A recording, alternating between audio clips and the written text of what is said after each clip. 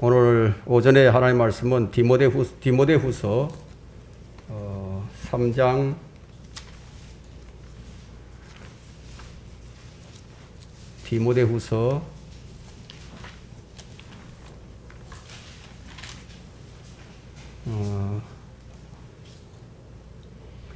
3장 1절로부터 7절까지 읽고요. 아마 이 3장 2절, 2장, 3장, 4장을 계속 이제 왔다 갔다 하면서 이제 설교를 하게 될 겁니다.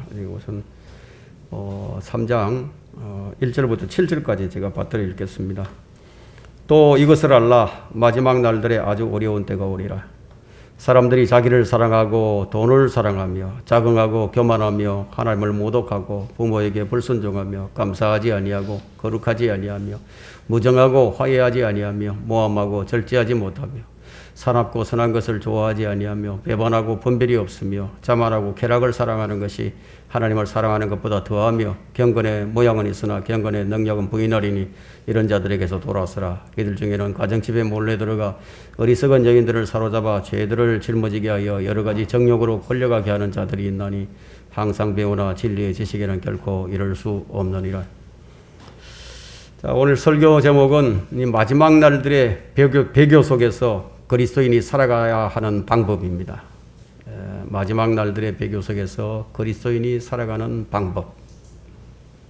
자, 3장 1절에 보면 또 이것을 알라고 했는데요. 자, 무엇을 알라고 한 것인지 성경이 스스로 설명을 해줍니다. 마지막 날들에 아주 어려운 때가 오리라. 구원받은 성도라면 반드시 이 점을 알아야 합니다. 아주 어려운 때가 올 터인데 그 때가 언제인지 아는 것은 참 중요하죠. 본문의 내용은 아주 어려운 때가 오면 사람들이 어떻게 변하게 되는가, 지금 그것을 설명하고 있습니다. 사람들이 변한다 이거예요.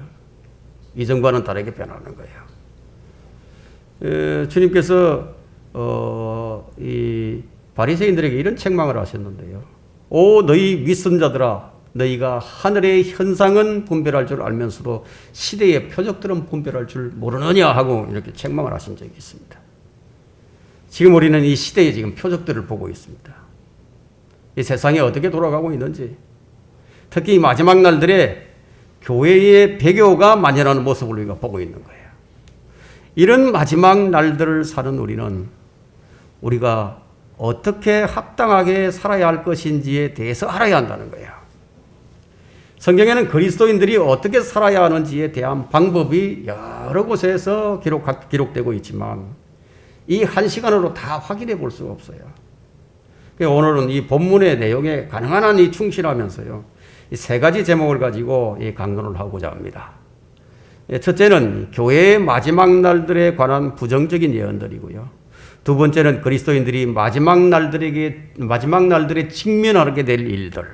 그리고 마지막 결론은 마지막 날들의 배교 속에서 그리스도인들이 살아가야 하는 방법, 이것을 살펴보려고자 합니다. 우리 교회 성도들은 교회의 이 마지막 날들에 관한 것뿐만 아니라 교회의 휴거 이후에 일어날 일들에 관해서도 잘 다 알고 있어요. 그리고 대환란의 7년 기간에 이 지상에서 일어날 일들이 무엇인지, 교회가 들림 받고 나서 하늘에서 7년 동안 무슨 일을 하게 될 것인지, 그리고 7년 후에 주님과 함께 이 지상에 내려와서 이 세상 나라의 군대들을 멸하는 아마겟돈 전쟁을 어떻게 치를 것인지, 그 이후에 이 지상에 세워질 천년왕국, 그리고 그 이후에 천년이 끝난 후에 있을 곡과 마곡의 전쟁과 함께 우주의 모든 구성 요소들이 맹렬히 타는 불에 다 녹아내린 후에 새 하늘과 새 땅, 그리고 새 예루살렘에서 우리가 영원히 주님과 함께 살게 된다는 것을 잘 알고 있습니다. 그러나 우리가 이런 일들에 관하여 모두 다 알고 있다 하더라도 우리가 대비하지 않는다면 무슨 소용이 있겠느냐. 구원받은 사람이 확실하다면 모두가 들림을 받게 되겠지만, 그러나 구원받지 못한 사람이라면 이 설교를 통해 구원받기를 바라는 마음에서, 또 구원받았다고 하더라도 주님을 맞이할 준비를 하지 못한 분들을 위해서 이 설교를 준비했습니다. 휴거란 구원받은 사람들, 즉 그리스도의 몸인 신부를 데리러 오는 것을 휴거라고 합니다. 주의 신부를 데리러 오는 것이죠. 지금 이 마지막 교회의 마지막 날들이 우리는 틀림이 없습니다. 이 시대는 지금 틀림이 없는 거예요. 그리스도 안에서 죽은 사람들이 부활의 몸을 입고 들림을 받게 될 것이고요. 살아있는 우리들도 몸이 변화되어서 들림을 받게 될 것입니다. 이왕이면 죽지 않고 죽음을 맛보지 않고 들림을 받는 것이 더 좋지 않겠어요? 우리는 지금 그럴 가능성이 매우 높은 시대에 지금 살고 있는 거예요. 주님은 이 디모데후서 2장 19절에서 자기에게 속한 자들을 아시며라고 했습니다. 자기에게 속한 자를 아신다 이게요. 여러분들이 구원을 받았는지 안 받았는지 온 우주에서요. 그것을 아는 그 인격이 있는데 새 인격이 이걸 알고 있어요. 먼저 구원받은 사람 자신이 알죠. 자신이 구원받았는지 안 받았는지 안다 이게. 두 번째 하나님이 아시는 거예요. 세 번째는 마귀도 압니다. 마귀도 안다고요. 주님께서는 자신의 양을 아시는 거예요.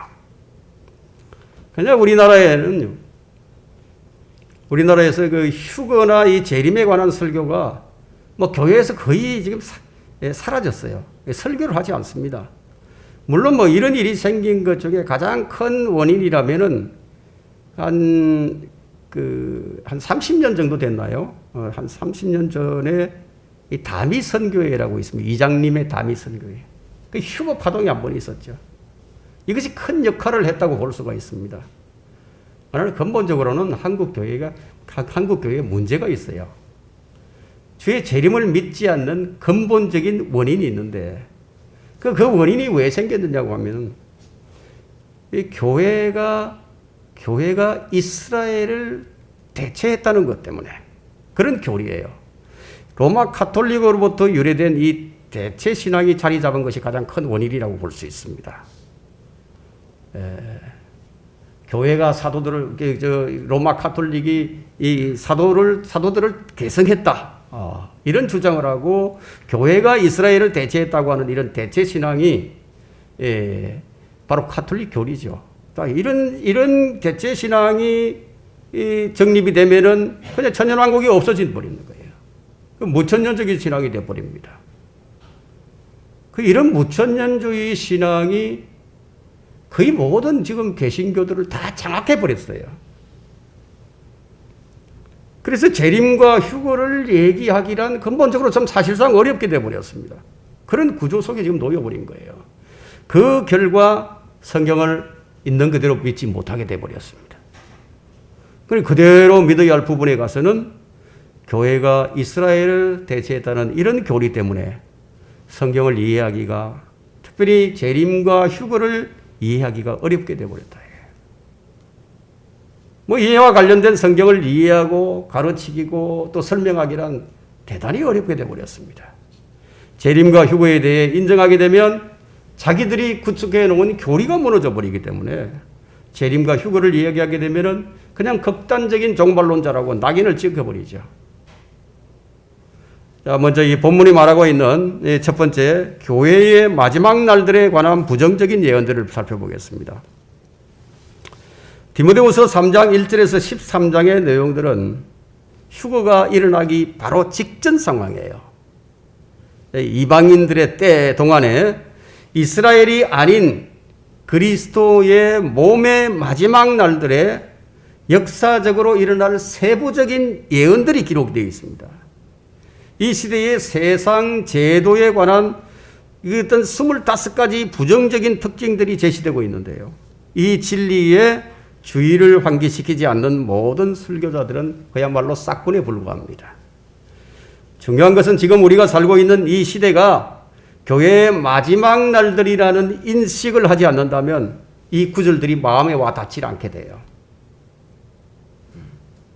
본문에 나오는 이 마지막 날들, 라스트 데이는요, 학자들에 의해서 사도행전과 더불어 시작된 날들로 잘못 알려져 있습니다. 자, 이것을 근거로 들고 나오는 구절이 히브리서 1장 2절과 3절인데요. 히브리서 그 뒷장에 넘겨보면 히브리서 막 나오죠. 히브리서 자, 1장 2절과 3절 보십시오. 자, 이 마지막 날들에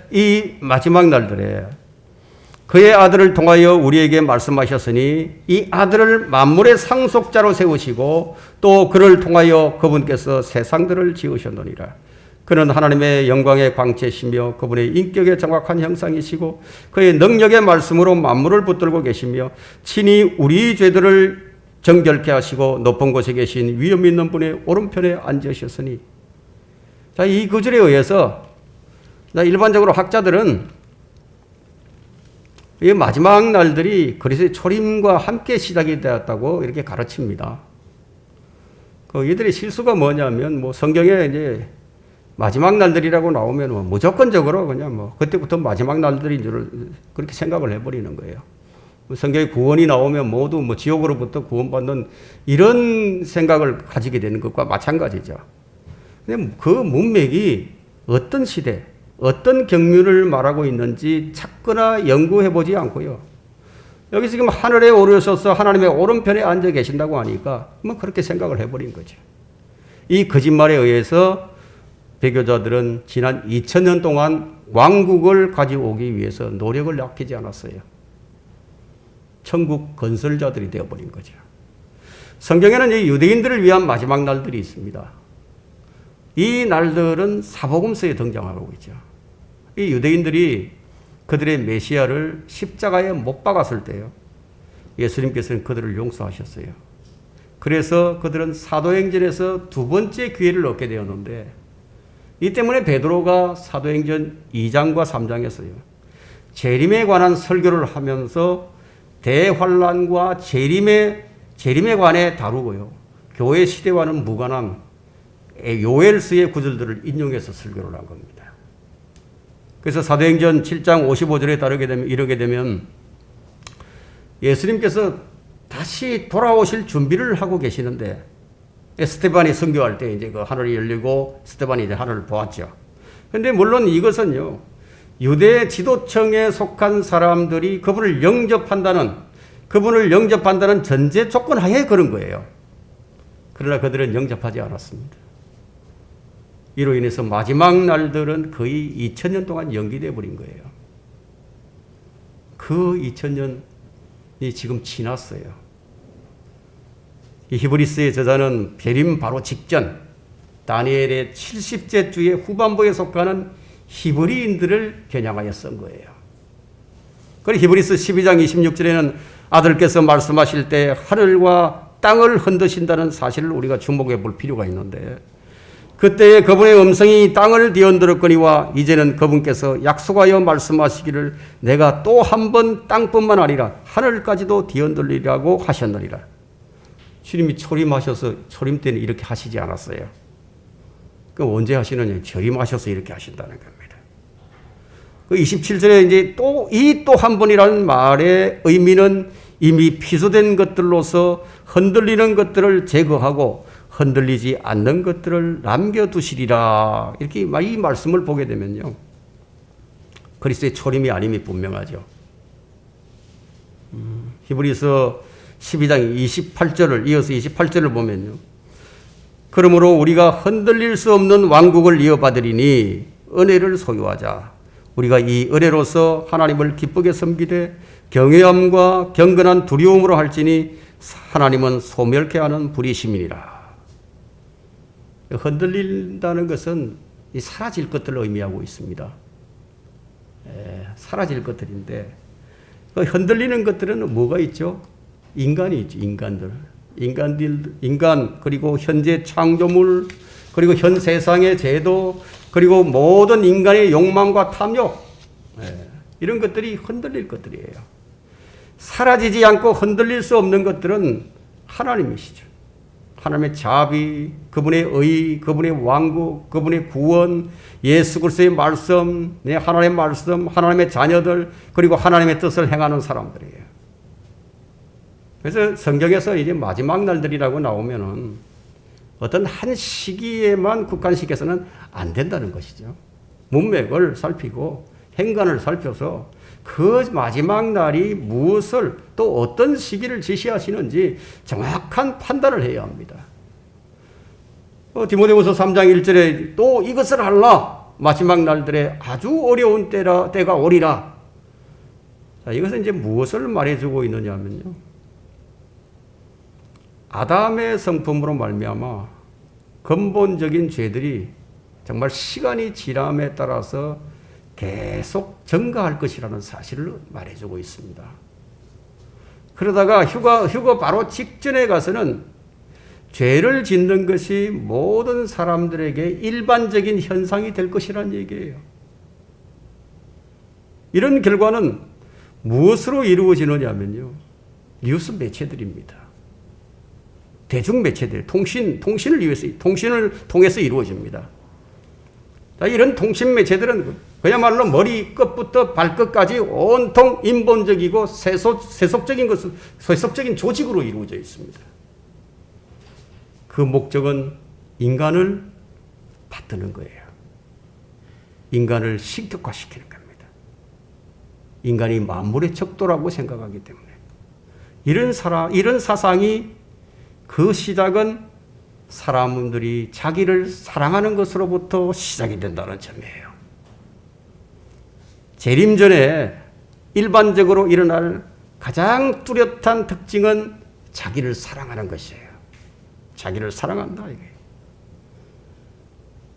이게. 자기를 사랑한다.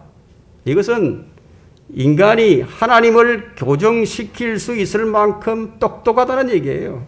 그런 믿음을 말하고 있습니다. 인간이 하나님께 불순종을 해도 될 만큼 똑똑하다는 믿음이에요.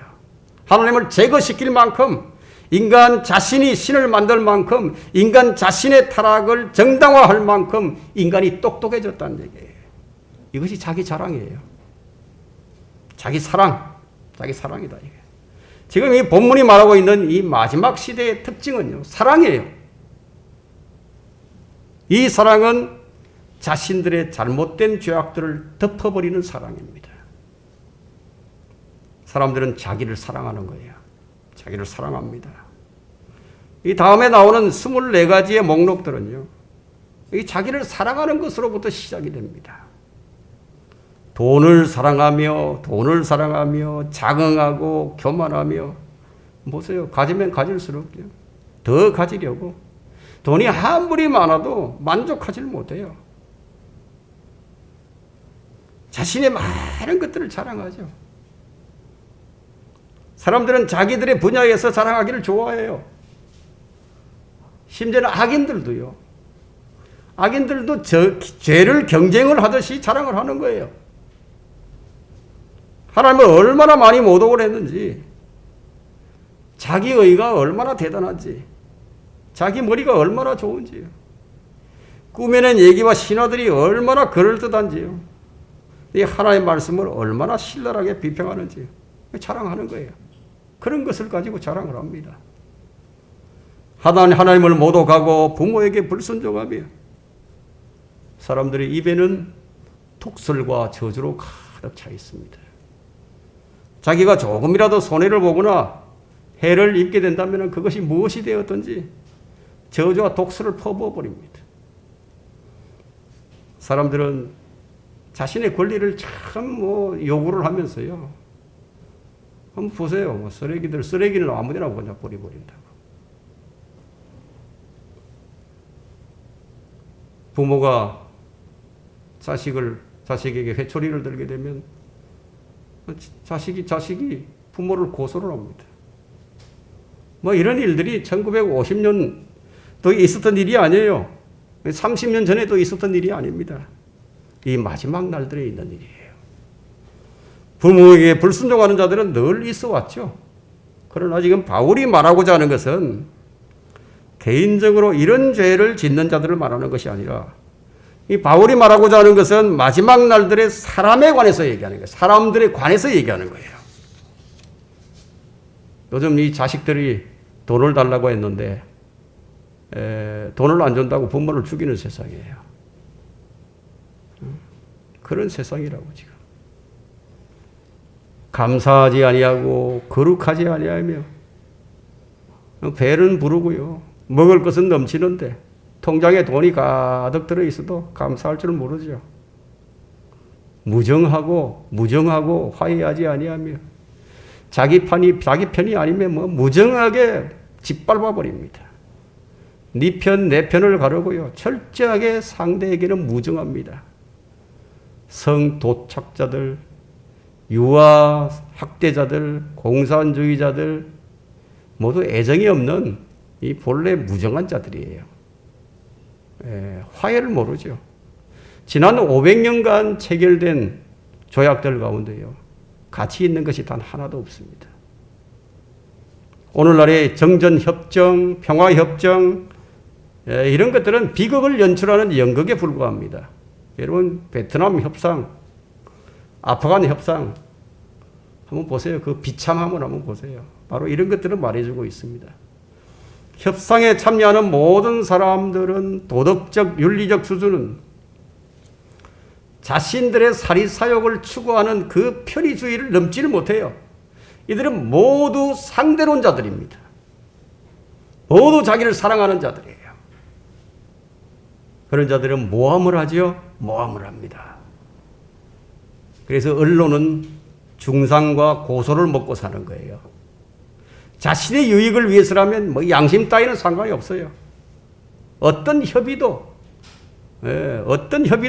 만들어 씌워버리는 거예요. 성공을 하면 좋고 아니면 말고요. 이런 일들이 대선 때만 되면 흥행위리를 기록합니다.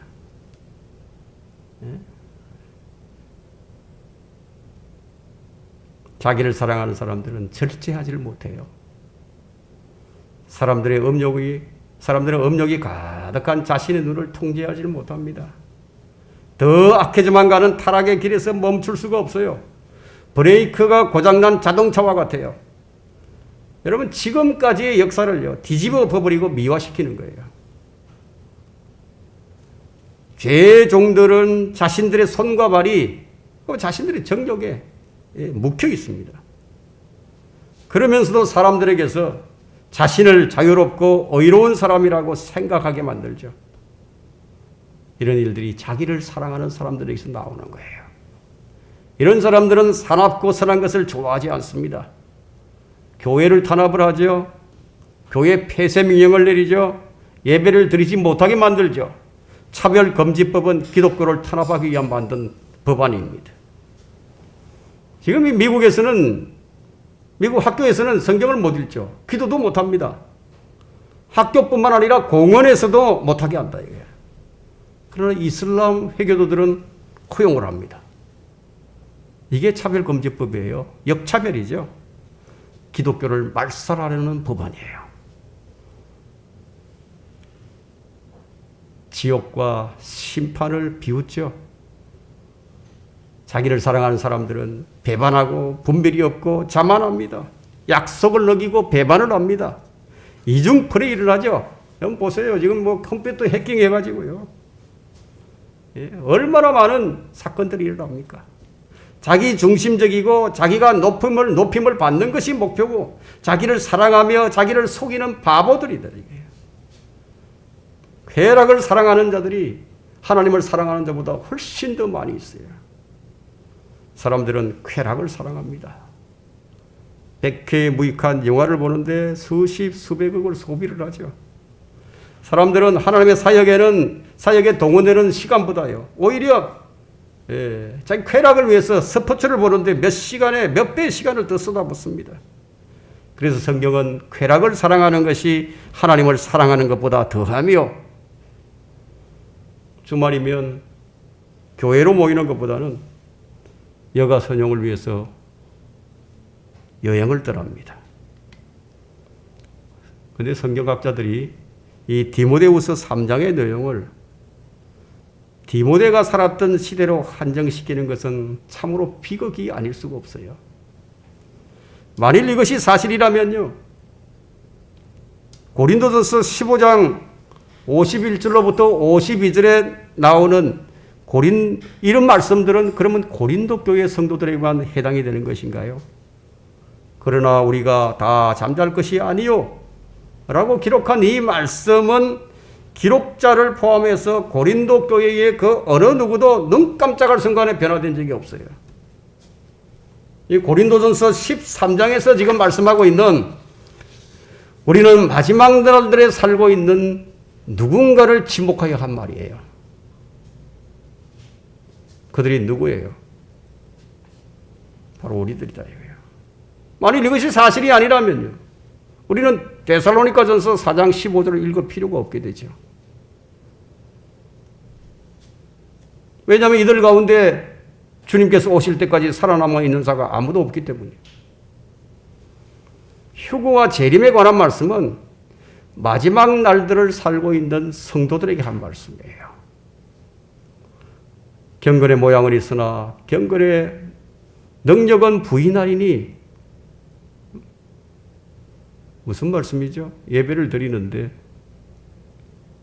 피아노도 있고 강단도 있고요, 화려한 성가대들도 있고, 그런데 성령님께서는 안 계십니다. 강단에서 성경을 펴고 설교하는 목사도 있고 아멘으로 화답하는 회중들도 있는데 하나님이 안 계신다 이거예요. 사람들이 만든 조명도 있고 카메라도 있고 꾸미낸 웃음, 꾸미낸 선수들이 설교와 조화를 이룹니다. 그런데 이들의 마음은 고철덩어리보다 싸늘한 거예요. 말을 할 줄도 알고 노래도 할 줄 알아요.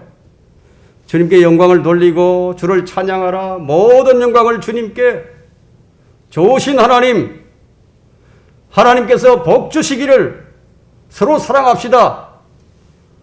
이렇게 이들은 노래를 부를 줄도 알고 성구들을 몇 구절 외울 줄도 압니다. 그러나 이들은 죽은 시체보다도 싸늘합니다. 이들에게는 거리에서 설교할 능력도 없어요. 이들은 가톨릭이 잘못된 것이라고 소리 높일 능력도 없어요. 오히려 그들과 한 배를 타고 갑니다. 이들은 현대 여건들이 변개되었다고 외칠 능력도 없습니다. 정치 참여를 중단할 능력도 없어요. 절제할 능력도 없습니다. 아첨하지 않을 능력도 없습니다. 겸손할 능력도 없습니다. 타협하지 않을 능력도 없습니다. 구원받지 못한 사람은 지옥 갈 것이라고 말할 능력조차도 없습니다. 고작 이들이 가지고 있는 능력이 뭔지 아십니까? 술, 담배를 끊을 정도의 능력이에요. 교회를 다닐 수 있는 능력이에요. 이들의 마음은 온통 더러운 세상의 탐욕으로 도배되어 버렸어요. 자신들이 뭐나 된 듯이 거들먹거리죠. 항상 배우나 결코 진리의 지식에 이를 수 없느니라. 지금처럼 교회에서 성경 공부가 성행한 적이 있었던가요? 결코 없었어요.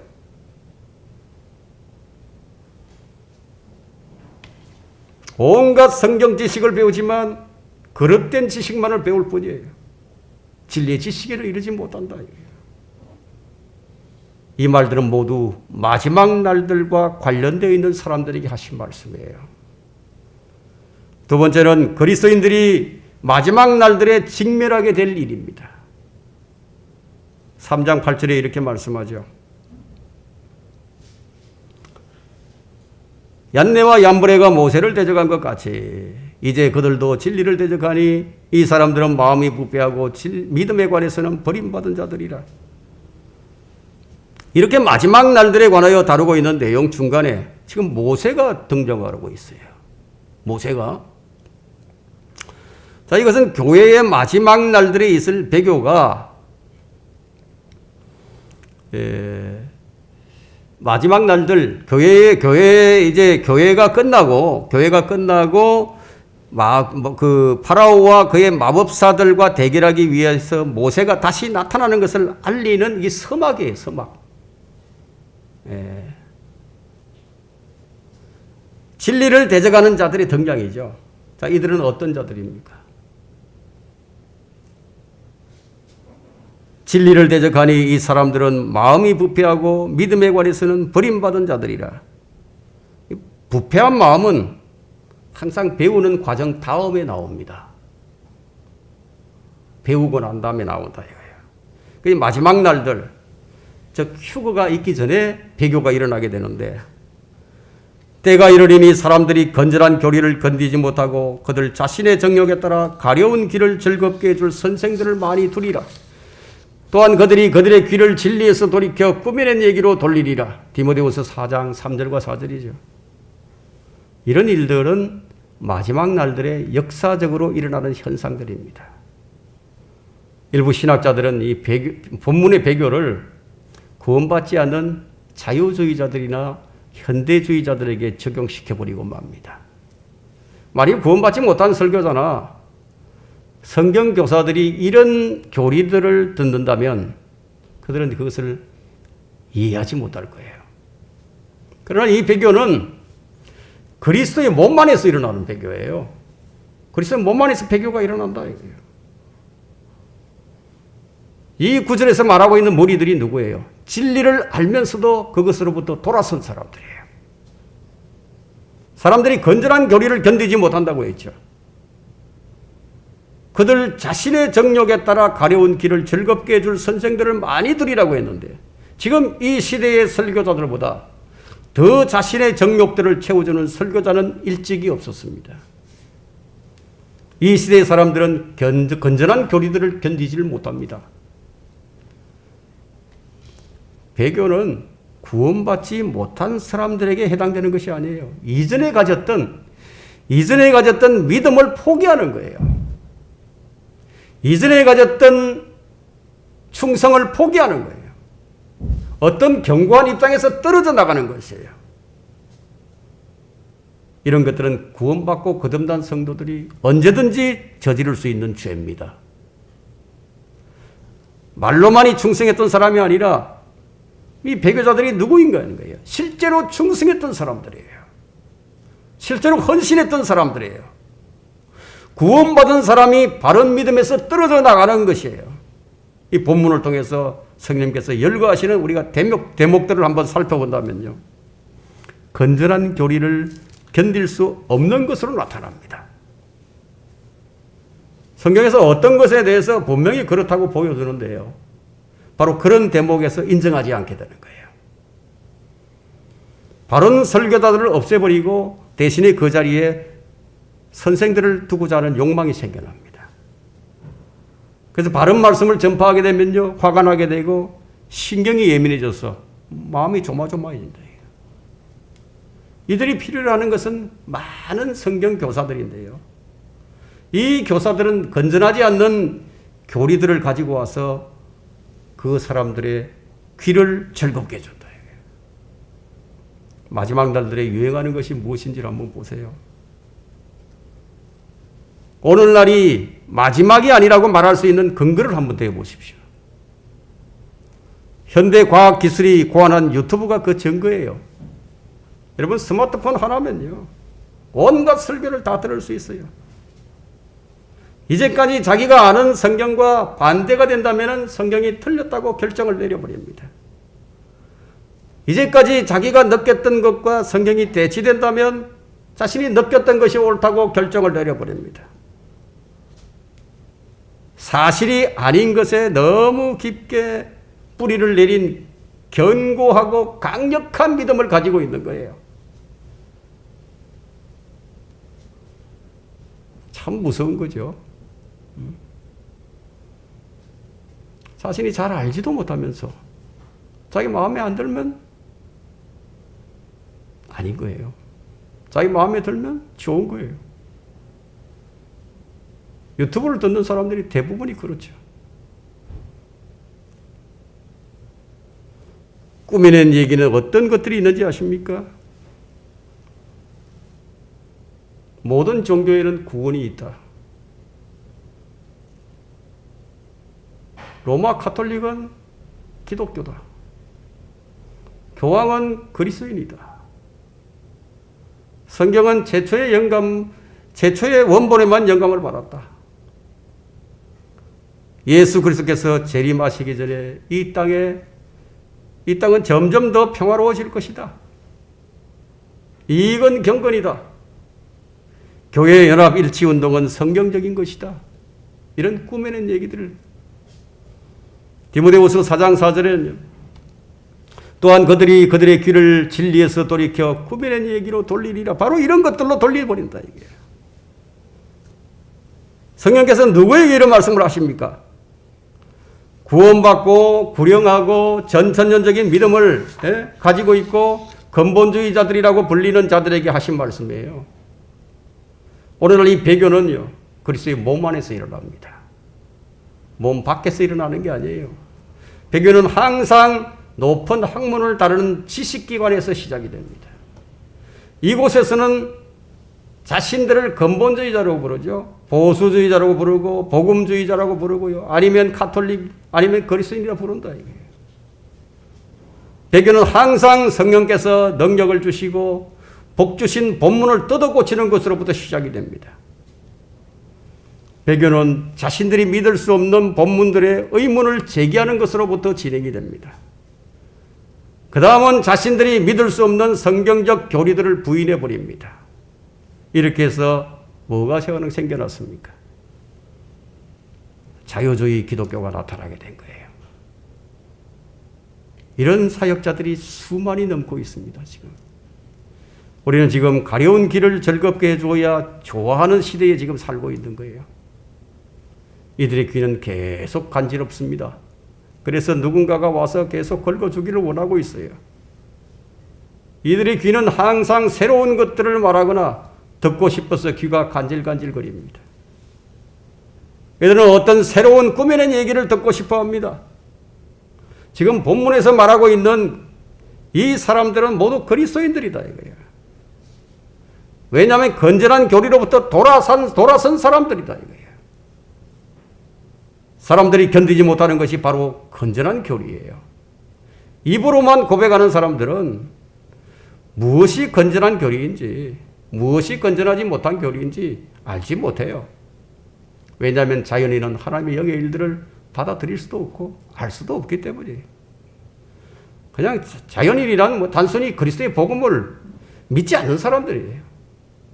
그러나 지금 디모데후서 4장에서 말하는 사람들은 진리에서 돌이킬 때까지는요, 진리를 듣고 있던 사람들이에요.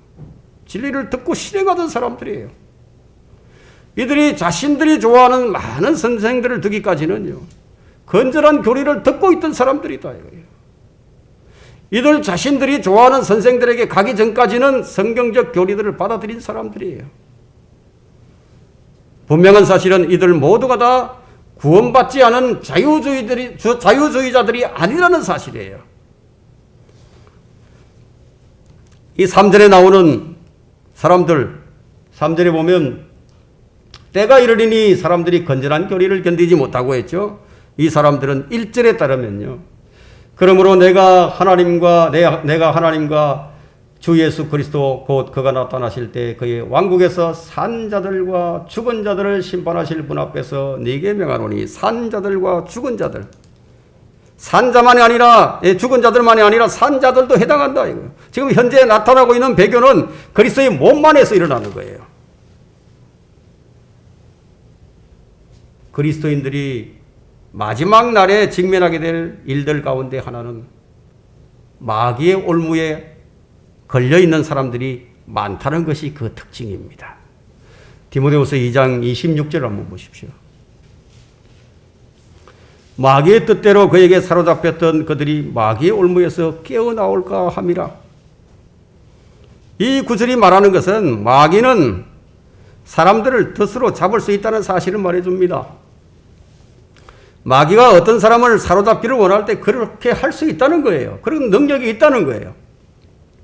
마귀는 사람들을 아주 혼란스럽고 혼잡하게 만들기 위해서 하나님으로부터 이런 허락을 받아낼 수도 있어요. 사람들은 자신들의 죄로 인해 마귀가 쳐놓은 올무에 걸려 포로로 잡힐 수도 있어요. 정복을 당하면 누구든지 정복을 당하는 자의 종이 되기 때문에. 마귀가 사람들을 사로잡기를 원한다면요, 마귀의 뜻대로 마귀는 항상 사로잡을 근거를 찾아낼 수가 있어요. 그런 틈을 주지 않아야 되겠죠. 틈을 주지 말라고요. 마귀에게 틈을 주지 말라. 이러한 진리들을 깨닫지 못한다면 회복이 불가능합니다. 디모데후서 2장 25절에는요. 반대하는 자들을 온유함으로 바로 잡아줘야 하리니 그리하면 하나님께서 그들에게 회개하는 마음을 주셔서 진리를 깨닫도록 하실까 하며, 이러한 진리를 깨닫는 것은 사로잡힌 자들이 회개할 때만 가능해집니다. 사로잡힌 사람들이 하나님의 훈계를 기꺼이 받아들이기 전까지는 하나님께서 그 사람에게 회개하는 마음을 주시지 않으신다는 거예요.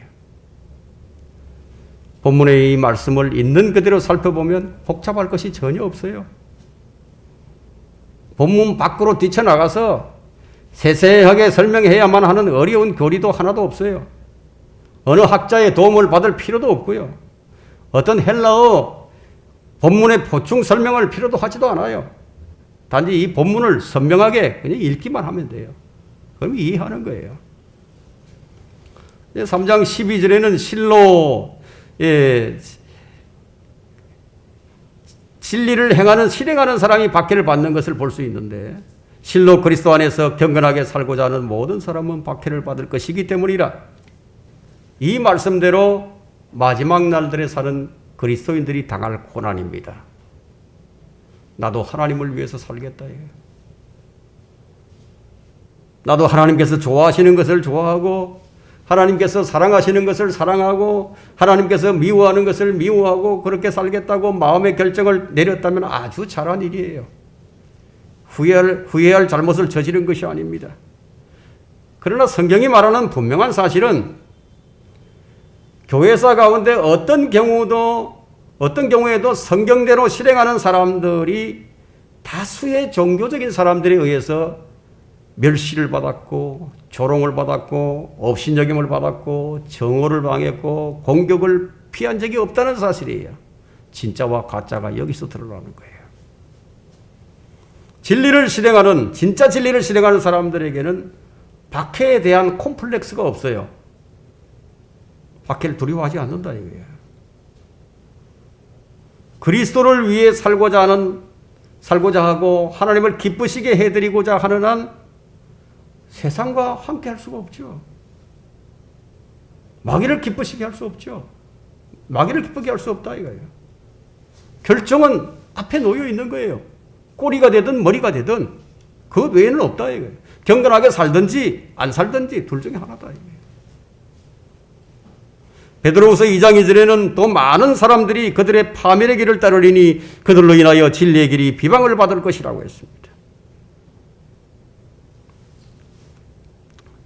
다시 본문으로 돌아와가지고 13절을 볼까요? 악한 사람들과 사기꾼들은 더욱 악해져 속이기도 하고 속기도 하리라. 이런 작용들은 영의 세계에서 이루어집니다. 자, 이런 일들은 스스로를 속이는 기반 위에서 대부분 이루어지는데 속이는 것과 관련해서 세 가지 명령이 주어지는데요. 속지 말라고 했어요. 야고보서 1장 6절에 16절에 속지 말라고 했죠. 요한일서 3장 7절에 아무도 너희를 속이지 못하게 하라고 했죠. 고린도전서 3장 18절에는 아무도 자신을 속이지 말라고 했습니다. 그런데 어떻습니까? 이 속이는 일들은요. 밥을 먹는 것이나 술을 마시는 것처럼 아주 일상적인 일이 되어버렸어요. 한 사람이 무엇이라고 말을 합니다. 그럼 다른 사람이 그것이 아니라고 말을 하죠. 그런데 둘 다 성경을 인용합니다. 그 누구 말이 옳은지 어떻게 알겠어요? 아마 둘 다 틀렸겠죠. 이런 문제 해결은 요한복음 17장 17절 아버지의 말씀, 진리의 말씀으로 해결을 하게 되고요. 요한복음 3장 19절에서 20절에 분명히 나와 있습니다. 사람이 빛을 거부하는 것은 왜 거부를 하느냐 하면 계속 마귀처럼 살고 싶기 때문이에요. 우리가 성경을 거부하는 경우는 그럴듯한 변명을 얼마든지 찾아낼 수 있어요. 사람들은 다른 사람들을 바보로 만들어요. 자신들은 다른 사람들에 의해서 바보가 되죠. 다른 사람에게 거짓말을 했는데 그 옆에 있는 사람의 거짓말이 다시 돌아옵니다. 정작 사랑하지도 않으면서 상대방에게 사랑하는 것처럼 생각하게 만드는 거예요. 정책을 찬양하게 만들고 위험한 투자를 결정하게 만듭니다. 보세요. 파라오가 무슨 짓을 했는지 보세요. 아기들을 익사시켰고 자기도 익사해 버렸습니다. 마지막 날들의 현상은 사람들이 더욱 악해지는 거예요. 더욱 악해져서, 자, 이 말씀은 마지막 날들이 이루어질 예언이에요. 사람들은 더 좋아지는 것이 아니에요. 더 나빠집니다. 다윈, 아인슈타인, 하이젠베르크, 플랑크 같은 사람들이요. 적어도 사람에 관하여 가르친 내용들은 결코 그대로 되지 않았어요. 컴퓨터와 더불어서 악한 사람들과 사기꾼들은 지난 이전의 시대보다 몇 배에 해당하는 죄들을 더 많이 저지르고 있어요. 문명의 발달이라는 것은 퇴보하는 데만 적용될 뿐이에요. 더 발전적으로 퇴보하는 거죠. 그렇게 해서 더 빠른 저주가 닥치게 되는 거예요. 이제 세 번째는 마지막 날들의 배교 속에서 그리스도인들이 살아가야 하는 방법입니다. 디모데후서 4장 5절을 볼까요? 그러나 너는 정신을 차리고 고난을 견디며 전도자의 일을 하고 내 직분을 완수하라. 이 정신을 차리라는 이 명령에 뒤따라 나오는 것을 보게 되면 고난이 포함되어 있는 것을 알 수 있죠. 고난들을 잘 지켜보아야 합니다. 고난들이 닥칠 것이기 때문에 고난을 예상하고 있어야 되는 거예요. 예상을 해야 됩니다. 그렇게 되면 고난이 오더라도 내가 충격을 덜 받게 되겠죠. 고난이 오기 전에 우리는 견고해져 있어야 돼요. 정신을 차리라는 이 명령에는요, 전도자의 일을 하는 것도 포함이 되어 있습니다. 여기에는 양들을 보살피는 일만이 아니라 복음을 전파하는 것을 의미하는 거예요. 또한 정신을 차리라는 것은 자신의 직무를 완수하는 것을 의미하기도 합니다. 그 결과 하나님께서 성령을 통해 부르셨고 또 위임하셨고 준비시키셨고 또 보내셨다 이거예요. 그래 피로를 채워주셨다는 그 증거들을 보여줄 수 있어야 한다는 거예요. 이 직무를 완수한다는 것은 이 사도 바울이 7절에서 2장 7절에서 4장 7절에서 내가 선한 싸움을 싸우고 달려갈 길을 마치고 믿음을 지켰으니 이 말씀을 의미하는 것으로 설교자가 입으로만 고백하는 사역에 참여하는 것이 아니라 하나님으로부터 부르심을 받았다는 사실을 입증할 수 있는 열매가 있어야 된다는 거예요. 열매는 어떤 열매입니까? 회심한 혼들이 있어야 되겠죠. 믿음의 뿌리를 잘 내리는 사람들이 있어야 되고, 이 성숙하게 자라고, 또 기도들이 응답이 되고, 진리가 전파되고, 이 메시지를 통해서 듣는 사람들의 회중들이 그냥 삶이 변화가 되고요. 이 교도들 앞에서도 그리스도와 하나님이 높여지고 진리를 전파함으로써 강한 찔림을 주고 성정적인 믿음을 고수함으로써 거짓 고소와 중상모욕을 당하고 마침내 이 장막을 벗을 때 승리를 간접으로 남기는 것 등이 있어야 된다는 거예요. 마지막 날들을 사는 우리들이 어떻게 사는 것이 가장 현명하게 잘 사는 것인가? 바울이 이 점을 디모데에게 잘 설명해 주고 있는데, 바울은 자신이 디모데에게 가르친 진리와 자신의 생활 방식을 추천하는데 주저하지 않았습니다. 이것은 바울의 가르침이 옳다는 것이 증명이 되죠. 디모데후서 3장 14절에 그러나 너는 네가 배운 것과 확신한 것에 꾸준히 구하라. 네가 누구에게서 배웠는가를 알며. 이 말씀의 의미는 여기서 떨어져 나가지 말라는 얘기예요. 떨어져 나가지 말라. 디모데가 바울로부터 배운 것은 올바른 것을 믿어야 하는 것과 확신해야 한다는 것이었는데, 이 바울은 에베소 장로들에게 성경을 추천했던 것과 같이 지금 이 젊은 사역자 디모데에게도요, 성경이라는 동일한 근원을 제시해 줍니다. 네가 어릴 때부터 성경을 알았으니. 만일 여러분이 보고 있는 성경이 누군가가 그 성경을 변개시켜버린 성경이라면 여러분들은 속는 사람이 되는 거예요. 속임을 당한 사람이 된다. 그 성경을 변개시킨 사람은 속이는 사람이 되는 거죠. 이 바른 성경이 있어야 하는 것은 이렇게 중요합니다. 속지 않으려면요, 바른 성경을 알아야죠. 디모데는 지금 바른 성경을 알았던 겁니다. 올바른 성경관을 가지고 있었죠. 두 부류의 그리스도인이 있습니다. 한 부류는 성경을 믿는 사람이고 한 부류는 그 성경을 믿지 않는 사람이에요. 자기가 들고 있는 성경을 못 믿는 거죠. 바울은 네가 배운 것과 확실한 것에 꾸준히 거하라고 했습니다. 성경에서 벗어나지 말라는 얘기예요. 15절을 보면 그 성경은 너를 지혜롭게 할 수 있느니라. 너를 지혜롭게 할 수 있다. 성경은 세워줄 수도 있고 거듭나게 할 수도 있고요. 새로운 출생을 가져다 줄 수도 있고요. 강건하게 할 수도 있습니다. 성경은 책망하기도 하고요. 권고하기도 하고요. 경고하기도 하고요. 위로를 주기도 하고요. 성경은 참으로 여러 가지 일들을 해줍니다. 성경은 사람을 구원받도록 인도까지 해줍니다. 그 성경은 생명을 주시는 분을 증거하시는데 이분이 모든 사람에게 생명을 주시는 분이시라고 말합니다. 그 성경이 나에 관하여 증거하고 있느니라. 하나님께서 바로 그 기록들에 숨을 불어넣으신 거예요. 그래서 그 기록들은 지금 살아있는 거예요. 바울은 바로 이 성경에 꾸준히 거하라고 지금 말하고 있습니다.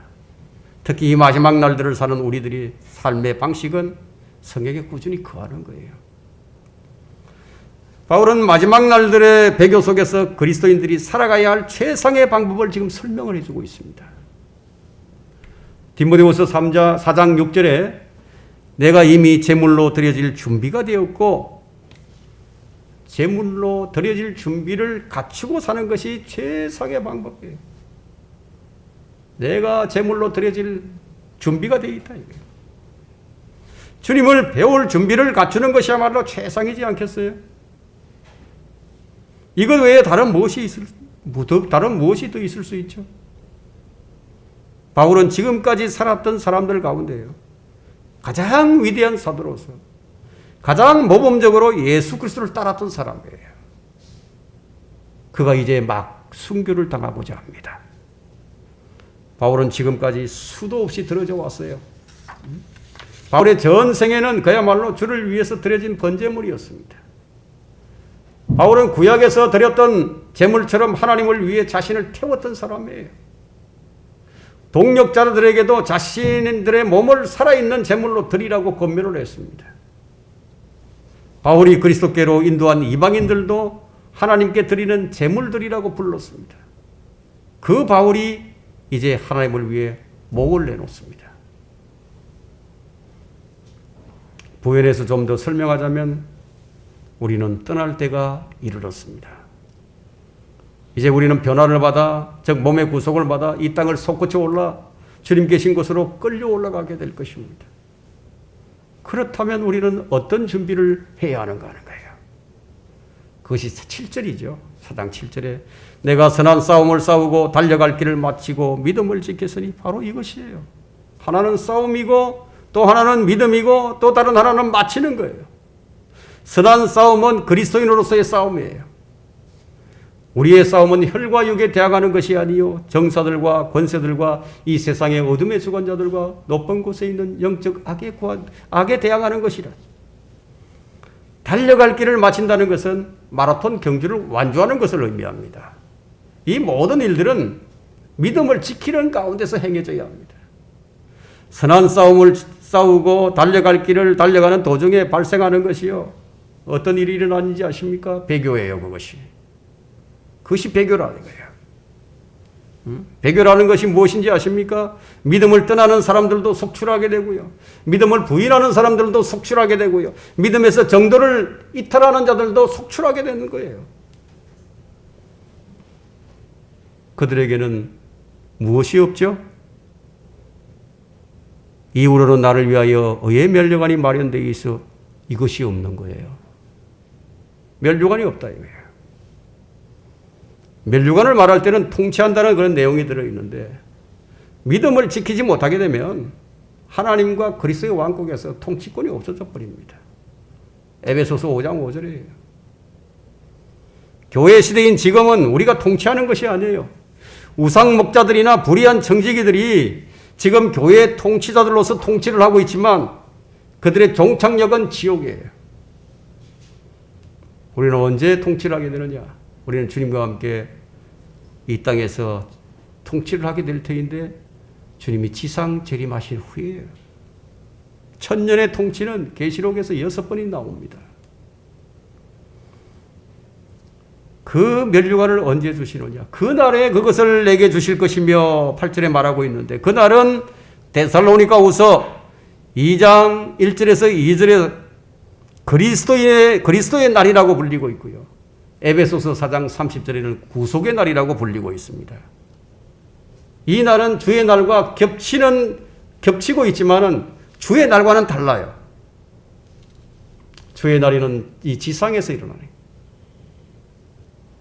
그리스도의 날은 천상에서 일어납니다. 7년 동안이. 면류관을 누구에게 주시는가? 그의 나타나심을 사모하는 모든 사람에게도 주실 것이니라. 주의 오심을 사모하는 참된 마음을 가진 사람들은 그리스도의 심판석에서 받을 상을 생각하게 될 것이고 주의 나타나심을 사모하는 가운데 선한 싸움을 싸우고 달려갈 길을 지금 달려가고 있을 거예요. 믿음의 정도에서 벗어나지 않을 겁니다. 마지막을 사는 우리에게 주어질 가장 큰 복이 무엇인지를 깊이 생각하시기를 바랍니다.